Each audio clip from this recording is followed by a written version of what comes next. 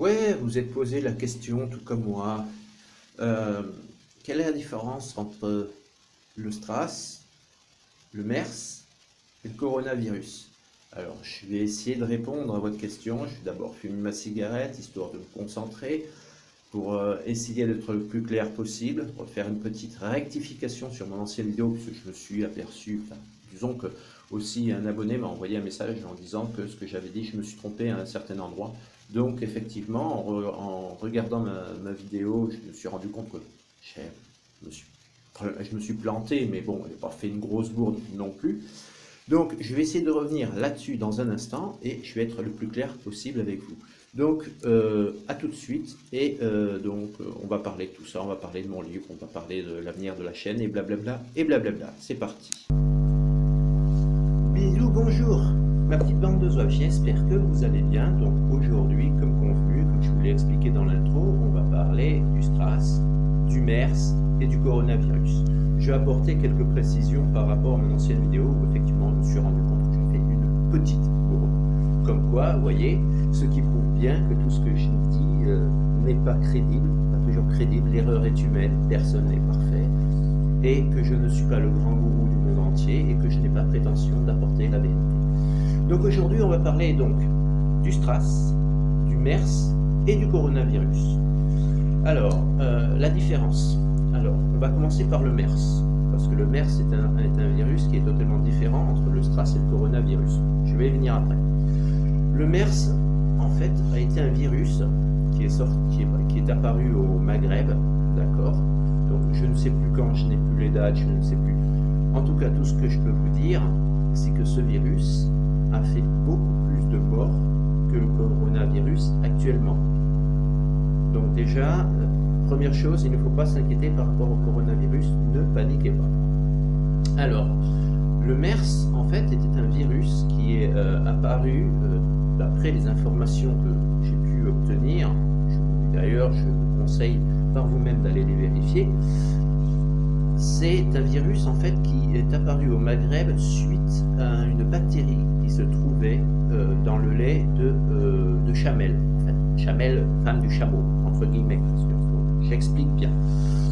Donc en fait, le MERS était une bactérie qui était attrapée donc par la chamelle, voilà, qui était ensuite ingurgitée par l'animal, et lorsque les Maghrébins donc, faisaient la traite de la chamelle comme nous, on fait la traite des vaches par exemple, cette bactérie se déposait dans le lait de la chamelle et forcément, les gens, lorsqu'ils consommaient du fromage, du lait ou des yaourts, etc., cette bactérie était présente et forcément les gens étaient contaminés.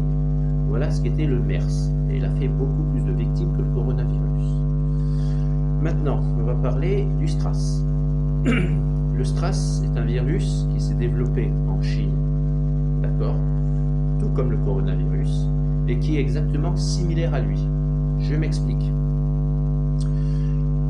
Le STRAS, donc, est un virus qui est à la base porté par une chauve-souris. Voilà, donc c'est la chauve-souris qui a porté ce virus dans les aliments.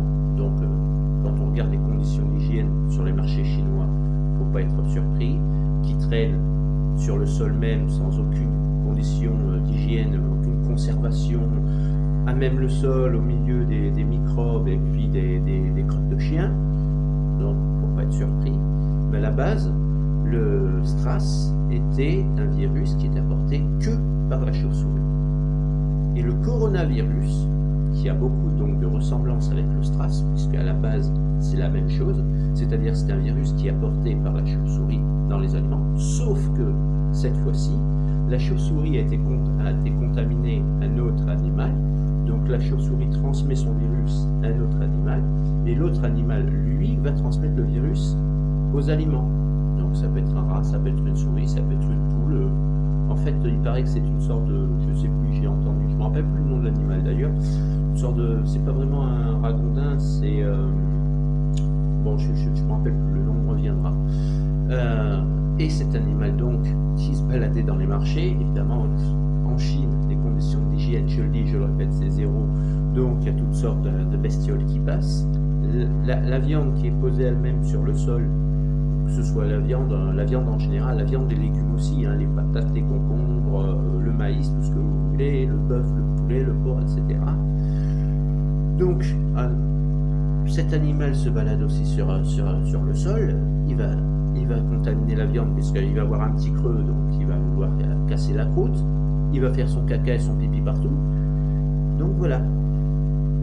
Donc en clair, pour revenir à ce que je disais, le STRAS et le coronavirus sont des virus donc, qui sont similaires puisqu'à la base c'est la chauve-souris. Quant au MERS, c'est un virus qui est totalement différent puisque c'est celui qui attaquait le lait qui était au Maghreb, donc dans les chamelles. Voilà, tout simplement. Après, moi, c'est des informations que j'ai eues. Hein, voilà. C'est-à-dire que je me suis fié par rapport aux articles que j'ai vus sur Internet, aux vidéos que j'ai vues, etc. Après, je ne suis pas scientifique, je ne suis pas laborantin, je ne suis machin. Je suis une personne qui est tout à fait simple dans la vie. Donc, je ne me permets pas d'apporter la vérité, je n'ai aucune prétention d'apporter la vérité. D'accord? Donc, vous pouvez écouter ce que je vous dis, ça vous donne des informations, mais je vous conseille avant tout aussi d'aller vérifier par vous-même. Ouais, toi qui me regardes, tu vas vérifier ce que je te dis. Comme ça, après, tu ne pourras pas me dire que je suis fou, que machin, sans aucune raison apparente. Bref, cette phrase n'est pas mise pour tout le monde. Hein. Je m'adresse seulement aux personnes concernées. Ensuite, j'espère que je vous ai expliqué exactement la différence donc maintenant entre STRAS, MERS et coronavirus. Maintenant, l'avenir de la chaîne, ben écoutez, je vais essayer de faire des vidéos le plus rapidement possible, donc le plus régulièrement possible, en vous apportant un peu de contenu de tout et de rien. Je le dis dans chaque vidéo pour que les gens comprennent bien.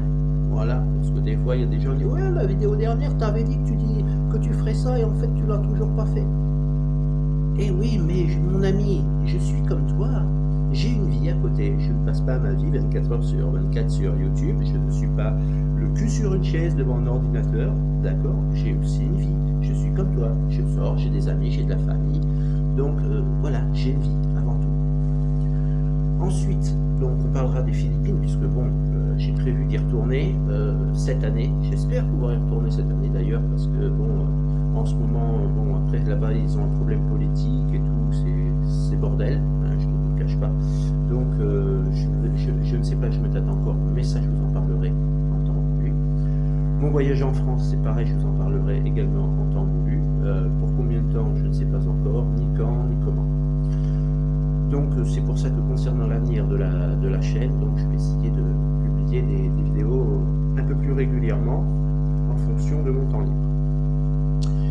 Et puis donc, dernière chose, on avait dit que je voulais vous parler un peu de mon bouquin, bon, parce qu'il y a des gens à qui ça intéresse malgré tout. Aujourd'hui, j'ai, en version définitive, j'ai une dizaine de chapitres. Voilà, j'ai fait 10 chapitres en version définitive. Donc actuellement, je suis avec mes idées que je vais écrire sur papier, j'ai le Minitel de l'autre côté. Sur lequel bon, j'ai marqué des notes de les anciennes histoires et tout ça. Donc, enfin, c'est pas vraiment l'ancienne histoire, c'est l'ancien prototype, on va dire, avec tous les dialogues des personnages.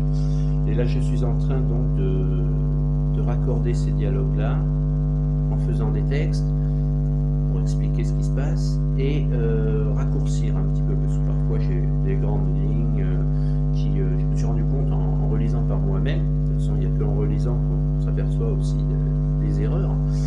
Que parfois les dialogues étaient très bien, mais parfois c'était un peu en gaine, un peu trop long, il y avait un peu trop de longueur, etc. Donc j'ai fait court sur les dialogues, j'ai réduit les dialogues en regardant le principal. Suite à ça, j'ai rajouté des textes pour bien expliquer ce qu'il se passe. Et ce qui fait que bon, mais petit à petit j'avance, donc j'essaie de faire en moyenne entre 1, 2 chapitres, même parfois 3, selon ce qui se passe, selon ce que j'ai à rectifier, etc. Donc actuellement, j'ai fait 10 chapitres en version définitive. Donc là, ceci, je n'y toucherai plus, c'est terminé. En dehors, éventuellement, après de le relire pour corriger les fautes d'orthographe, parce que vous savez que la grammaire française et la langue de Molière est tellement compliquée. Avec le « ou », par exemple, sur l'accent d'accord? Conjonction de coordination.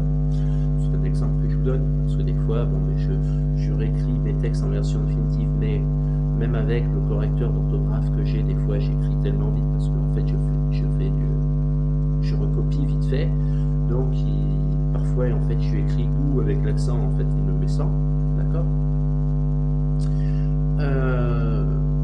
Par exemple, ensuite là il y a aussi les mots invariables, etc.